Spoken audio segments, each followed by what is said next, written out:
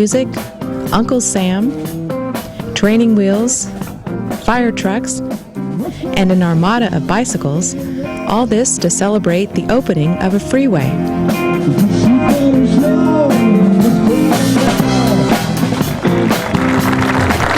I welcome you to the grand opening of State Route 56. As I know many of you know, reducing traffic congestion is the #1 issue affecting the quality of life for people that live in San Diego. Mayor Murphy is correct. Traffic is a major problem here because planners built a road system for a much smaller San Diego. Clearly, that has changed. Today, we're a population of almost a little over 3 million people living in all 18 cities and the numerous county unincorporated communities. So it will take us about 30 years to gain the next million people. So we'll go from 3 million to about 4 million in the year 2030. We'll also add about 400,000 jobs and over 300,000 housing units, everything from single-family estates to apartments, townhomes, condominiums. A lot of people look at our region and say, can we stop people from coming? And, you know, that all this in-migration is driving us crazy. But if you look at the way we look at the matrix right now is a good portion of that new growth, in fact, probably around 67% of that new growth will come from people being born here, births over deaths. So the in-migration has slowed down, but we have a base of 3 million people, and they're still having kids. God love them. And the job to make room for those kids belongs to SANDAG, the regional planning agency. SANDAG oversees transportation planning and builds major projects with funds collected from TransNet, the county-wide half-cent sales tax approved by voters in 1987. Those funds are then matched by grants from the federal and state governments. The TransNet tax is due to expire in 4 years, prompting SANDAG to call for an extension, known on the ballot as Proposition A. What the SANDAG Board of Directors has said, hey, we're still growing. There's still a tremendous need for transportation infrastructure. The federal government and the state government, because of the gyrations in their budget, haven't been coming through. We need traffic congestion relief today as quick as possible. So the program expires in 2008. They've decided we can't wait. We need to go back to the voters and ask them if they're willing to extend that existing half penny, not for 20 years. They want to go out 40 years. And in today's dollars, that'll generate about $14 billion. Much like the first TransNet, this money would be divided 3 ways, with a third going to local streets and roads, a third to highways, and a third to mass transit. Craig Scott is the TransNet manager for SANDAG. The difference this time around, all the money breaks down in basically a similar one-third fashion. The money is targeted really by corridor. So there's major investments, over $1 billion in all of the major freeway corridors, I-5, I-15, I-805. And it's really kind of an artificial division to separate the dollars between highway and transit, because what we're doing is basically utilizing the entire right-of-way that we have in the existing corridors, trying to squeeze every ounce of capacity that we can out of the space that we have. And we're doing that by widening the freeway, including these managed lanes in the center of the freeway. It's kind of a freeway within a freeway concept. Those lanes will be used for carpools and what's new in this TransNet plan, a bus rapid transit system. Essentially, it's a trolley on wheels. It's a futuristic-looking bus where you'll be able to plug in your laptop computer, have your coffee latte, have your email system going. When you get to your bus stop, wherever that may be for the bus rapid transit, I mean, we'll have new technology. We'll be using new technology. Each of those buses will have GPS, global positioning systems on there. So you'll know when you get to the bus stop, you'll see a sign, next bus in 5 minutes. It'll start counting that, so you'll know exactly when the bus is getting there. You get on board, it's going to be a friendly ride. The buses are going to come hopefully every 10 minutes or less, especially during the rush hour. You get on this nice bus, it gets out off your local street onto the highway. Take, for example, the I-15 again. The 15 will have a dedicated lane, a dedicated off and on ramp, so the bus can move up and down the I-15 corridor unimpeded by regular traffic. The managed lanes would change direction based on traffic flow. Craig Scott explains more. The red lines are really all forms of transit. We have rail and bus rapid transit, but we're doing 2 things. One is to begin to implement part of the region's, the SANDAG board's adopted regional transit vision, this bus rapid transit network. And what that includes or envisions is a sleek, modern, safe, reliable vehicles that would basically replicate the characteristics of rail, but with the flexibility of buses, allowing them to circulate through neighborhoods and then access these managed lane facilities. So on the map here, for example, on I-15, the managed lane is being constructed from Escondido 78 down to 163. And the red lines represent the bus rapid transit routes that would be using this managed lane facility. And so the major routes envisioned here run from Escondido and then across over to the Sorrento Mesa, Sorrento Valley area to the job sites there. And another route from Escondido also that would come all the way down the I-15 corridor using new HOV lanes we built on this stretch here, 94 into downtown. So the travel market we're trying to reach is the folks that reside along the I-15 corridor, trying to get to work, Sorrento Mesa, Kearny Mesa, downtown San Diego. Other bus rapid transit routes would run from the border up 805 and I-5 and along major roads in North County. There's also what's referred to as a showcase route, which would connect to the Mission Valley East Light Rail project at San Diego State University that's going to be opening next year. So it'll be a route connecting from there, running down College Avenue, El Cajon Boulevard, Park Boulevard to downtown. There's also improvements to the existing trolley system on the existing line up through downtown, also into Mission Valley. Upgrades to the stations and vehicles on the east line from downtown to Santee. And then an extension of the trolley from the Old Town area to serve UC San Diego and the greater University Town Center area. So we're looking at upgrade and further investments in the region's rail network. That was the focus of the original TransNet program, was to a lot of the trolley extensions. The coaster, the sprinter were all funded in large part by the TransNet program. So we're looking to continue the investment and upgrades on those routes in the future, and then to coordinate them with this bus rapid transit network. This plan took years to develop and now has support of the 18 cities on the Sandag board, along with a coalition of business leaders.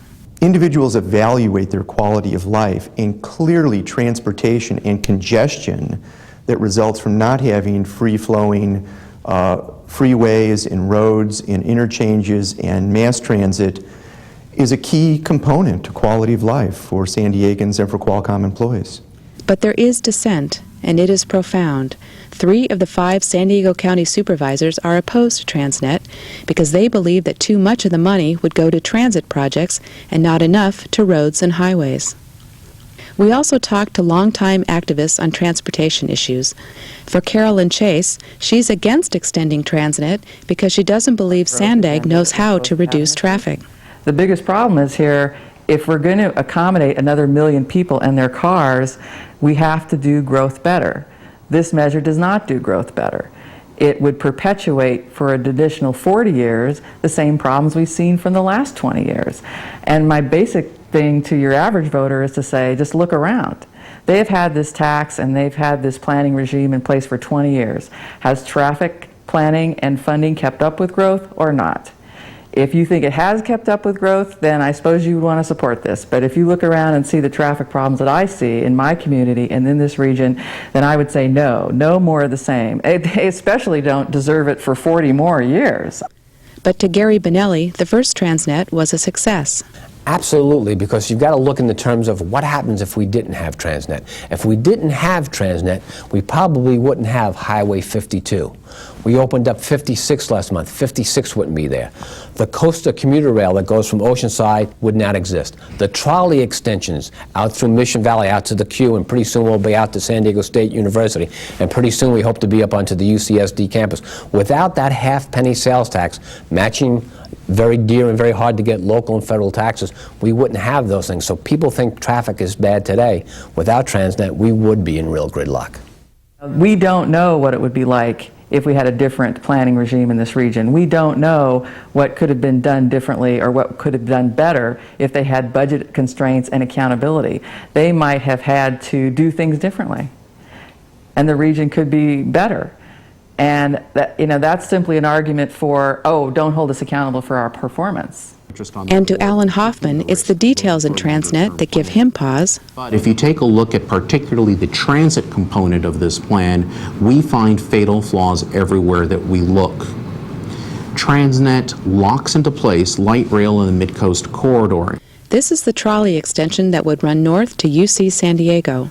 That is the wrong solution for that corridor. This is a map that we produced that shows the household density in San Diego, essentially where people live. It's one measure of density.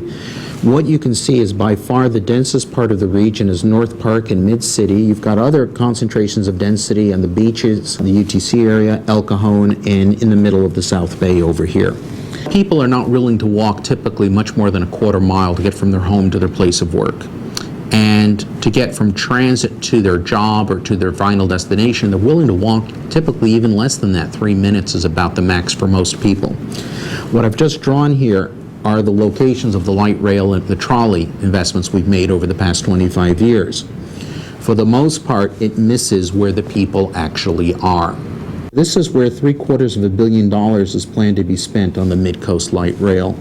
You'll notice it goes through a corridor where there's very little. If we zoom in on that area, where are the people trying to get to? Well, we mapped out the locations of principal employment sites, hospitals and universities, which are major trip generators, shopping centers, restaurant rows and older neighborhood centers, and tourism and entertainment complexes. For the most part, they tend to cluster away from the alignment. This is the actual movement system we need. You need to be able to get people in, out, and through in a number of different directions, connecting where people are with where they're going. Let's say you're coming up and you work in Serrano Mesa at the San Diego Tech Center, right at the cluster of a lot of buildings there, a lot of people work. This map over here is the actual planning map. Shows the light rail making a shepherd's hook to get you to the UTC station, where you would transfer to a shuttle bus that would then follow this proposed route, coming along there, left turn, then you go on, and you go down there, and you come around here. Now, I'm sorry, Shannon, at this point, you've lost the choice right of the person who has a car. Most people with cars are just not going to do this because their door-to-door travel time is going to be excessive, too uncomfortable, and you've spent $750 million and don't have a whole lot to show for it. And we, as a region, we've lost an opportunity to serve the economic engine of this region. Hoffman and environmental attorney Paul Blackburn also take issue with bus rapid transit. I've seen the bus rapid transit plans, and we don't believe that they should be called bus rapid transit plans. And the reason for that is that what bus rapid transit, what we take it to mean and how it's used generally in other places, is where you have a bus on a dedicated right-of-way with infrastructure that's designed to make that bus work quickly and efficiently. What the so-called bus rapid transit plans that they're proposing really are just express buses running at HOV lanes. So they're not planning using any particular new bus technology. They're not making the stations to be optimized for bus service. The buses don't run on their own transit ways. It's really just an express bus that's running on the HOV lanes with all the other vehicles.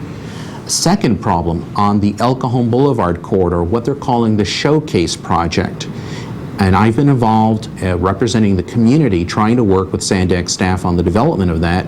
And our concerns is that the project has been poorly planned, poorly conceived, and has mostly ignored the very real concerns expressed by the community about that project. And to give you another idea of the scale mismatch, according to Sandag's own ridership estimates, the potential of that line is to move more people than the San Diego State Light Rail Extension and Mid-Coast Light Rail Extensions combined.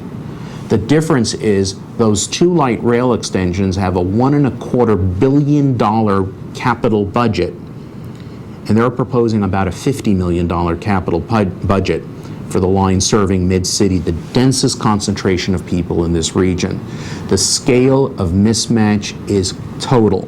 Alan's got some great projections, but Alan's never run a bus system day to day or a trolley system or a commuter rail. He's got some good theoretical models.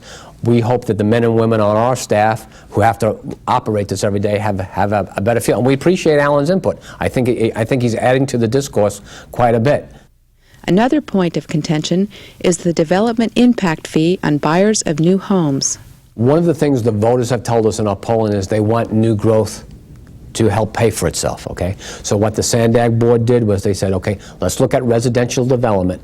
All new homes, except for those that are built specifically for lower income or moderate income home, will have a $2,000 fee added onto that. Now, if you look at, well, is that an additional tax? You look around, most of the cities in this region already have this type of developer fee. In Chula Vista, they have over $9,000. What we're saying is, if you're a city that has it, we want you to direct $2,000 for your local street and road program to help connect to the highways and to the public transportation system. So we think that's a reasonable amount to tack on. Now, some cities will tack on more. Some cities don't have that at all. We're just trying to level the playing field and make sure they're dedicated so we're all in the same boat, if you will, rowing together. Every development project that goes in has impacts on our traffic system. Right now, I have to vote for projects in the city where they don't pay a dime towards regional traffic congestion. They pay zero for their infrastructure, and this measure would give a multi-billion-dollar exemption to all commercial industrial developments in this region for paying anything towards their fair share of the needs for the impacts of their project. San Diego mayoral candidate Ron Roberts supports TransNet, but write-in candidate Donna Fry is opposed, in part because of this exemption. Why were commercial and retail projects exempt from this fee? Because, two reasons. I mean, if the cities want to do that, put that on, they can do that. We didn't think that was appropriate for this ordinance right now, for this there. We didn't want to do that. The other thing is, some people would argue it stymies jobs. And we're always trying to do the balance, especially in the regional comprehensive plan, is the only way you can actually stop growth in this region, Shannon, is to cut off the job spigot. And we don't want to do anything right now because our economy is so fragile to cut off that jobs. So we don't want to tax the commercial industrial enterprises right now because they're job creators. People need jobs so they can live. Isn't it a job killer to not have the infrastructure required to get the workers to work? And the question becomes, who should pay for the infrastructure? The economic engine of the region generates profits and jobs, and therefore the cost should go with that profit center. The question is, why should you and I, as consumers, pay for the impacts of these projects? It's not in this ordinance. It's up to each of the local cities. They go after the developer fees, whether it's residential or commercial. So they do that. We just thought in this ordinance, what we're trying to do is establish a level playing field so that they can pay for those local arterial roads, and we want everybody on board. Sandag, as the regional government, should be the one establishing the regional fees. They are using TransNet to establish this one regional fee on housing alone, which frankly, if you look at the problems in our region right now, does it make sense to put the entire burden on housing and exempt commercial industrial entirely? Why are they saying it's okay to put it on housing at the regional level but not okay to put it on commercial industrial? You can't have it both ways. The environmental community is split on TransNet. Leading the support is Michael Beck, the San Diego director of the Endangered Habitats League. Beck was a key partner in creating the region's species and habitat conservation program. EHL is supporting TransNet, and we're supporting it primarily because of the environmental benefits that are going to result from the program if it's adopted. And those benefits are real. Under federal and state law, we can't build any infrastructure without mitigating that. And what the Sandag boards decided to do is not only try to mitigate, but to enhance our quality of life while we're putting this infrastructure in. That's why they're dedicating over $600 million for mitigation for highways, and then an additional $250 million for the local street and road program. So the environmental community is getting over $850 million. That will not only mitigate for the projects we're doing, they'll have money to operate and maintain that land we hope to keep as open space well into the future. This is a lot of money. Many of the large, significant acquisitions that have occurred in the last 5 years in San Diego County, 1,000 acres here, 2,000 acres there, those projects are projects that cost $5 to $10 million.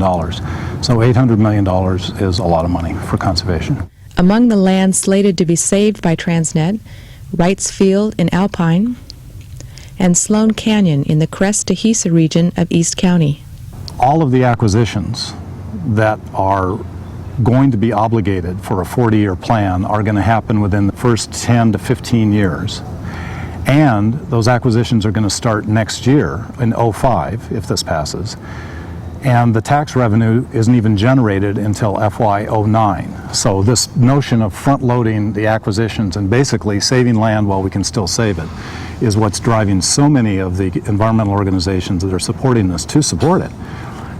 When the land's gone, the land's gone. When the critters are dead, the critters are dead. And that is why this is such a passionate and important issue to so many environmentalists. We spent a lot of time in the environmental community working on the habitat mitigation aspects of this plan. And in our considered opinion and our legal analysis is that Endangered Habitats League is not getting the assurances that they think they are.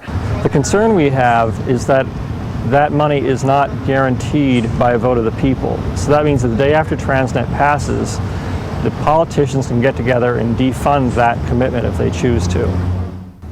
As I understand the argument that says that there are no assurances or that the assurances aren't sufficient, the argument essentially ends up at a place where you conclude that a law can be changed. And that is a true statement. The Endangered Species Act can be changed. The Constitution can be amended. The Resource Protection Ordinance in the county can be changed by 3 supervisors choosing to vote. Laws can be changed. The real issue is the probability of that change given the policy context and so on. I know that TransNet does not require more than project-by-project mitigation. It may result in more than project-by-project mitigation, but there's no guarantee of it. And we believe that if we're going to tell the people that the people are going to get better than existing mitigation, that we have to be confident that they will in fact get that, not based on personal assurances, not based on backroom deals and handshakes, but based on what the cold, hard language of the ordinance is. If people want absolute, total assurance that life is not going to change or that nothing is going to be altered, and most importantly, that the risks you have with not having those absolute assurances are worth the losses that you would suffer. And we're speaking for plants and animals here. It's not about losses for me. These are living things that will die if we don't have this money. That is a fact. That is assured. TransNet is a construction measure. It is not an environmental measure. That mitigation, the environmental money is there to address the fact that so much is going to be destroyed.